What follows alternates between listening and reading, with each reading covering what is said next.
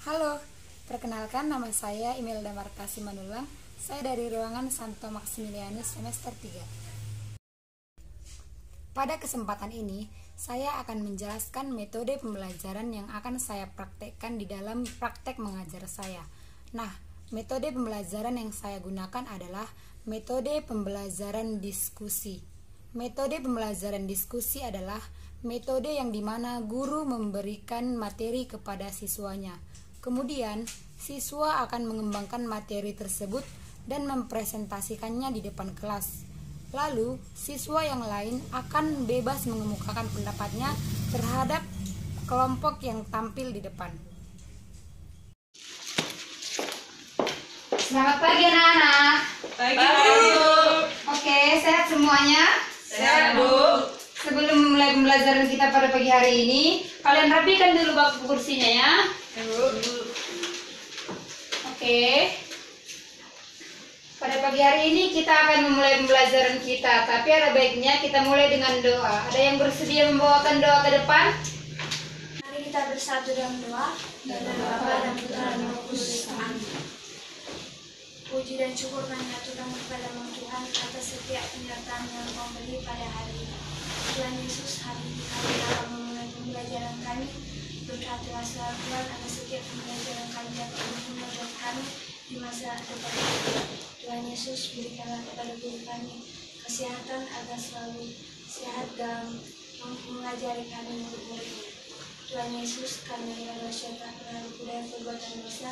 Ampunilah segala dosa kami Tuhan, agar setiap rahmat yang Kau beri tidak terhalang. Terimalah doa anak ini melalui anak-Mu Yesus Kristus Tuhan kami. Salam Maria, penuh rahmat Tuhan sertamu, terpujilah Engkau di antara wanita, dan terpujilah buah tubuhmu Yesus. Santa Maria, Bunda Allah, doakanlah kami yang berdosa ini, sekarang dan waktu kami mati. Amin. Dan Bapa yang terbaik Yesus. Amin. Oke anak-anak, sebelum kita memulai pembelajaran kita pada pagi hari ini, seperti ada kata pepatah mengatakan, kenal maka sayang, tak kenal maka tak sayang. Perkenalkan, nama Ibu Imelda Simanullah. Ibu mengajar pendidikan agama Katolik di sekolah ini. Oke, sekarang Ibu akan mengabsen kalian satu persatu. Yang pertama, Ayu Sinambela, Hadir Bu. Ira Sitanggang, Hadir, Bu. Marta Kusunggu, Hadir, Bu. Lavenia Sinambela, Hadir Bu. Natalia Sinambela. Hadir, Bu. Oke, apakah kalian semua sehat? Sehat, Bu. Sepertinya kalian ini belum makan pagi. Apakah semuanya sudah pada sarapan? Sudah, Bu. Oke, apakah kalian semua semangat? Semangat, Bu. Oke, anak-anak, sebelum kita memulai pembelajaran kita pada hari ini, Ibu akan menyampaikan indikator pembelajaran yang akan kalian terima. Nah, setelah nanti belajar dari hari ini, kalian diharapkan bisa menyadari diri kalian yang dipilih sebagai citra atau segambar dan serupa dengan Allah. Baiklah anak-anak, topik pembelajaran kita pada hari ini adalah manusia sebagai citra Allah. Kalian buka halaman 9. Sudah semua membuka? Nah, sekarang Ibu mau bertanya kepada kalian, apakah kalian sudah pernah mendengar kata citra? Sudah, Bu. Oke, kalau sudah pernah, siapa yang bisa menyebutkan apa itu citra? Serupa dan segambar. Siapa lagi yang bisa? Gambaran. Apa lagi? Persamaan. Bagus. Nah, di situ kalian buka halaman 10. Sekarang Ayu baca dulu yang bagian A. Aku citra Allah yang unik. Manusia adalah makhluk yang unik. Manusia diciptakan sebagai citra Allah. Ada kesamaan dan perbedaan antara diri manusia dengan ciptaan lainnya. Namun, manusia sungguh-sungguh mempunyai keunggulan dibandingkan dengan ciptaan lainnya. Tidak ada seorang pun di dunia ini yang sama persis satu sama lain. Setiap orang mempunyai kekhasan masing-masing. Pembelajaran ini akan mendalami kekhasan dan keunikan dirimu sebagai citra Allah. Oke, terima kasih. Nah, tadi kawan kita Ayu sudah membacakan bahwa manusia itu memiliki kekhasan dan kepribadian masing-masing. Artinya kita semua diciptakan ke dunia ini memiliki kelebihan tersendiri yang ada pada diri masing-masing. Misalnya si Natal, si Lape, mereka memiliki perbedaan dan kemampuan yang berbeda-beda. Betul bukan? Betul, Bu.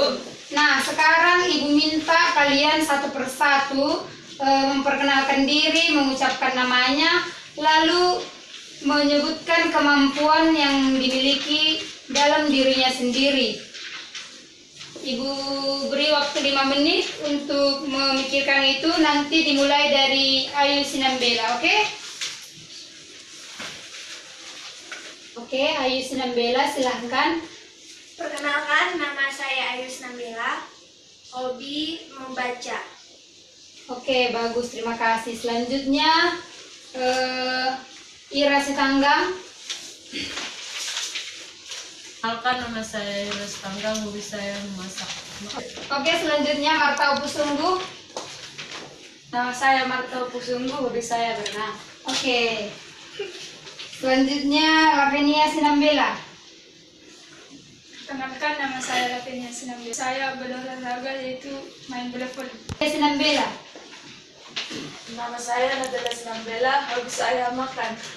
Baiklah anak-anak, tadi kan kalian sudah mengutarakan, menyebutkan hobi masing-masing yang ada di dalam dirinya. Begitu bukan? Tadi ada yang hobinya berolahraga, ada yang hobinya berenang, ada yang membaca, ada yang makan, dan lain sebagainya. Semuanya itu diciptakan oleh Tuhan seturut, secitra, dan segambar dengan Tuhan.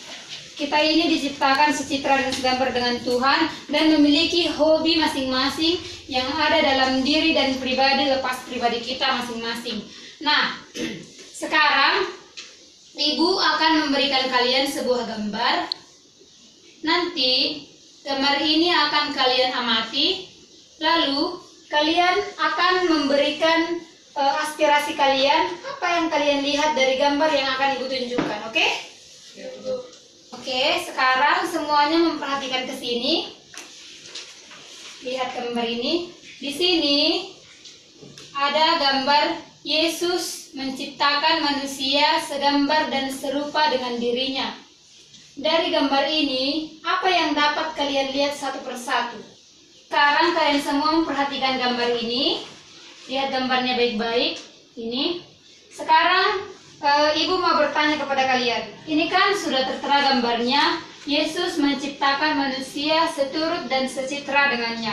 Nah, Ibu mau bertanya, apa yang dapat kalian dari gambar berikut ini? Apa yang dapat kalian utarakan dari dalam pikiran kalian mengenai gambar tersebut? Allah sang hebat dia menciptakan manusia dari tanah. Tuhan Allah sangat hebat, Dia menciptakan manusia. Betul. Tuhan Allah menciptakan manusia dari tanah dan menciptakan perempuan dari tulang. Baiklah, tadi kan Ibu sudah memberikan gambar untuk kalian amati dan sudah menerangkan tentang gambar itu. Betul bukan? Betul. Nah, sekarang Ibu mau kalian membentuk kelompok. Kalian buka buku halaman 11. Di situ ada tentang diskusi kelompok. Nanti Ibu beri waktu 15 menit untuk kalian mendiskusikan dengan teman sekelompok kalian tentang materi yang mau kalian presentasikan di depan kelas. Oke? Sekarang Ibu akan membentuk kelompoknya. Ibu lihat dulu daftar kelas kalian ya. Ira satu kelompok dengan Marta. Ayu, Lave, sama Natal satu kelompok. Oke? Dimulai dari sekarang 15 menit Ibu beri waktu agar kalian mendiskusikannya. Sudah sampai mana? Sudah selesai? Belum, Bu. Oke, Ibu tunggu ya. Bagaimana dengan kelompok ini? Belum selesai. Oke, diselesaikan ya. Ibu tunggu 10 menit lagi. 10 menit lagi anak-anak. Ya, Bu. Oke.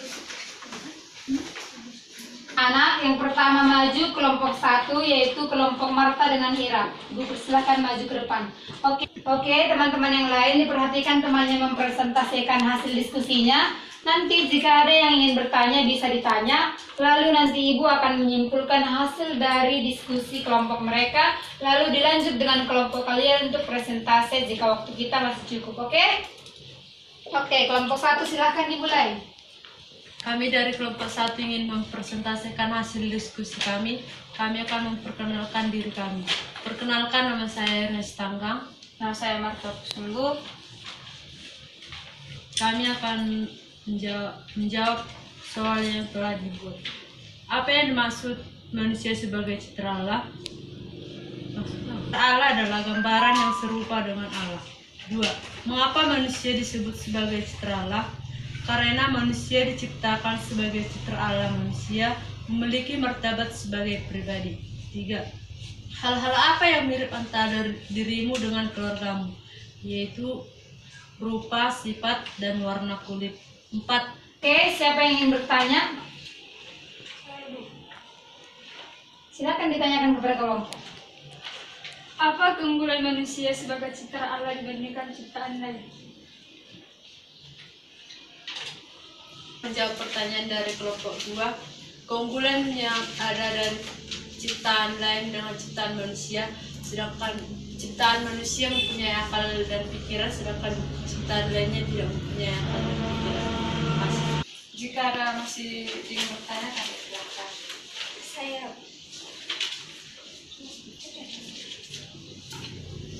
Pertanyaan saya, mengapa manusia dikatakan makhluk yang unik? Karena manusia ciptaan Tuhan. Jadi pikiran. Akan bertanya kepada kelompok 1. Nama saya Metodis Mandela dari kelompok 2. Tindakan-tindakan konkret yang akan kamu lakukan sebagai perwujudan pemahaman tentang keberadaan dirimu yang sebagai citra Allah yang unik. Oke, saya akan menjawab pertanyaan dari Natalia Sinambela. Pertanyaannya, tindakan konkret yang nyata dalam manusia, yaitu manusia mampu membangun rumah, membangun jalan, mampu berinteraksi dengan sama yang lain, sehingga terjadi komunikasi yang baik. Sekian. Baiklah teman-teman, jika ada masih yang bertanya, kami silakan. Tidak ada lagi? Tidak ada. Baik, kami akan menutup hasil presentasi kami. Atas perhatiannya kami ucapkan terima kasih. Oke, tepuk tangan untuk kelompok 1. Oke anak-anak, tadi kelompok 1 sudah mempresentasikan hasil diskusi kelompok mereka mengenai manusia segambar dan secitra dengan Allah. Dari presentasi mereka tadi, tentu kita sudah mengetahui, sudah bisa lebih memahami apa itu Allah itu, manusia itu segambar dan secitra dengan Allah. Kalian sudah tahu bukan? Oke, baiklah anak-anak sekalian. Tadi kalian sudah mendengarkan, sudah melihat kelompok 1 yang mendiskusikan hasil diskusi kelompok mereka tentang manusia yang segambar dan secitra dengan Allah. Tentu kita sudah mengetahui, kita ini manusia yang diciptakan segambar dan secitra dengan Allah. Kita mampu berjalan sama seperti Allah. Allah juga mampu berjalan. Kita bisa makan, bisa tidur. Tuhan Yesus juga seperti itu. Makanya kita dibilang segambar dan secitra dengan Allah. Kata citra juga mempunyai makna keserupaan atau kesegambaran atau kemiripan antara seseorang atau kelompok yang dicitrakannya. Misalnya, seperti Yesus yang menciptakan kita. Yesus menciptakan kita tentu sama dengan Dia. Oke? Oke, sekarang Ibu akan memberikan peneguhan kepada kalian terkait dengan Allah menciptakan manusia segambar dan secitra dengannya. Dalam kisah penciptaan dikatakan bahwa manusia diciptakan sebagai citra Allah. Artinya serupa dan segambar dengan Allah. Kata serupa dan segambar itu sekaligus melukiskan secara tepat bahwa manusia itu memiliki perbedaan dengan Allah. Tadi kan Ibu bilang manusia secitra dan segambar dengan Allah. Tetapi jika dipahami secara lebih mendalam, tidak seutuhnya kita itu sama 100% kepada Allah itu. Tentu memiliki perbedaan, bukan? Oke, yang selanjutnya Sejauh terlukiskan dalam kitab suci, istilah citra Allah itu hanya dikaitkan pada manusia, tidak dikenakan pada ciptaan Tuhan yang lainnya. Maksudnya hanya kita yang segambar atau secitra dengan Allah. Lihatlah tumbuh-tumbuhan, binatang, benda-benda lainnya tidak ada yang dikatakan segambar atau secitra dengan Allah, hanya manusia. Oleh karena itulah disebutkan manusialah yang paling tinggi kodratnya dari antara ciptaan-ciptaan yang lainnya. Di samping itu, sebagai manusia yang secitra dan segambar dengan Allah, manusia juga diberikan akal budi yang sehat. Kita mampu berpikir, mampu melakukan sesuatu, misalnya membangun jalan, membangun rumah, sama seperti yang sudah dipresentasikan oleh teman kita tadi. Rumah ini ada, bangunan ini ada, berkat dari Tuhan Yesus kepada manusia yang diberikan melalui akal budi kepada kita. Oke? Oke anak-anak sekalian, apakah masih ada yang ingin bertanya? Jika ada yang masih tidak paham atau kurang paham, masih ingin bertanya terkait dengan pembelajaran kita hari ini, biar Ibu jelaskan lebih mendalam lagi. Masih ada? Hal apa saja manusia serupa dan segambar dengan Allah? Dalam hal apa saja manusia serupa dan segambar dengan Allah? Manusia dengan Allah itu sama-sama memiliki 2 kaki, 2 mata, 2 tangan, seperti itu. Apakah ada yang bisa menambahi lagi? Oke, baiklah anak-anak, jika tidak ada lagi yang mau bertanya terkait pembelajaran kita hari ini, artinya Ibu simpulkan bahwa anak-anak sekalian sudah mengerti. Oke? Nah, di situ ada tugas pada halaman 15. Coba kalian buka halaman 15. Itu nanti kalian kerjakan di rumah masing-masing, itu menjadi pekerjaan pribadi, lalu dikumpulkan minggu depan. Oke? Ingatkan Ibu ya, jangan sampai lupa. Oke. Demikianlah pembelajaran kita hari ini. Semoga apa yang Ibu ajarkan kepada anak-anak sekalian dapat kalian terima dengan baik dan dapat diterapkan ataupun diutarakan dalam kehidupan sehari-hari. Oke? Sebelum kita pulang, sebelum kita mengakhiri pelajaran kita ini, Ibu harapkan satu orang memimpin doa ke depan. Satukan hati kita, mari kita berdoa. Dan Bapa dan Putra dan Roh Kudus. Amin. Kusyurkan panjatkan atas berkat-Nya Tuhan, di mana Engkau masih berkati kami ya pada saat ini. Ya Tuhan, seperti yang mau pulang, berkatilah kami di perjalanan supaya kami sampai ke rumah kami dengan keadaan sehat. Ya Tuhan, kami sudah mendengarkan pembelajaran dari kami. Semoga pelajaran yang diberikan dapat kami terapkan dan dapat kami pelajari sehingga kami dapat mengetahui apa yang telah diajarkan. Ya Tuhan, banyak dosa yang kami perbuat, hapuskanlah itu supaya berkat dan rahmat tidak terlalu. Terimalah doa kami ini melalui yang kekal. Amin. Bapa dan Putra dan Roh Kudus. Amin. Oke, selamat pagi. Pagi, Bu.